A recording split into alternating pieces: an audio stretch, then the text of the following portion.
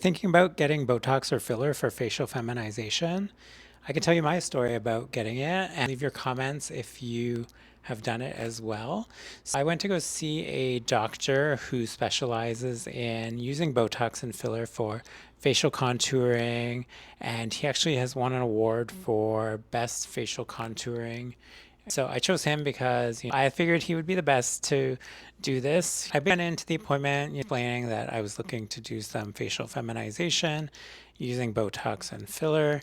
And what I had in mind doing was raising the eyebrows. Now, these are not my real eyebrows, so you won't really be able to see, but raising the actual eyebrows, giving a little bit of a lift there.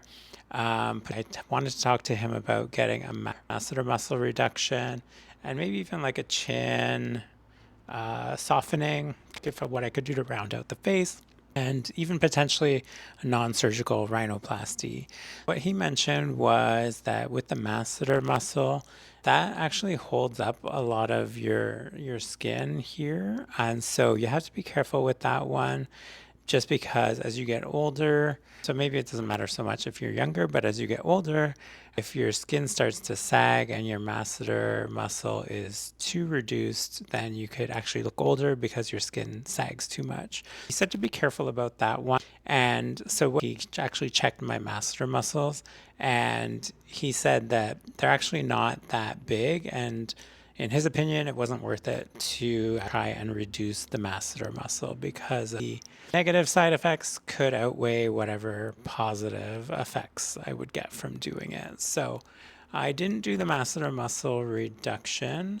I did do the Botox to lift the eyes a bit, and even though you can't see my actual eyebrows right now, I do think it helped to lift here a little bit and just open up the eyes a bit more and give a little bit of more of a feminine brow.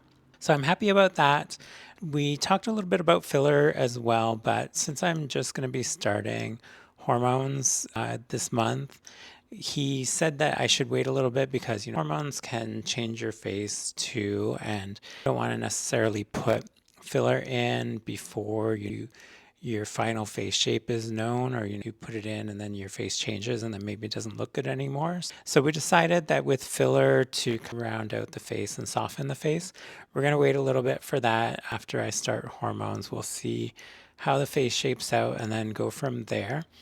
But next time I talk to him, I'm going to talk a little bit more about the non-surgical rhinoplasty and see what can be done there to maybe give a little bit more of a feminine nose.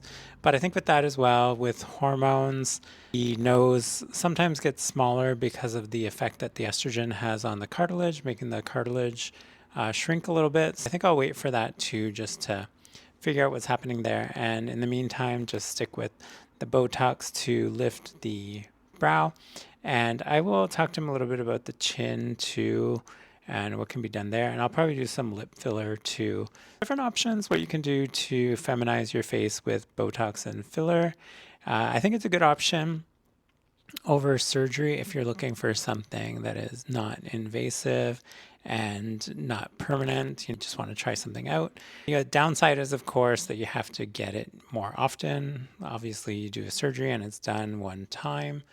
But, well, depending on how many surgeries you're getting, you might get multiple surgeries too. But you do the surgery and then it's done. Whereas with Botox and filler, you have to keep going back and getting it touched up or getting it redone every so often. So, there's that cost ongoing. But, overall, surgery has a cost too. So it's just pros and cons of each one. But if you are kind of nervous about getting surgery or don't want to get surgery, think about Botox and filler as an option to feminize the face as well.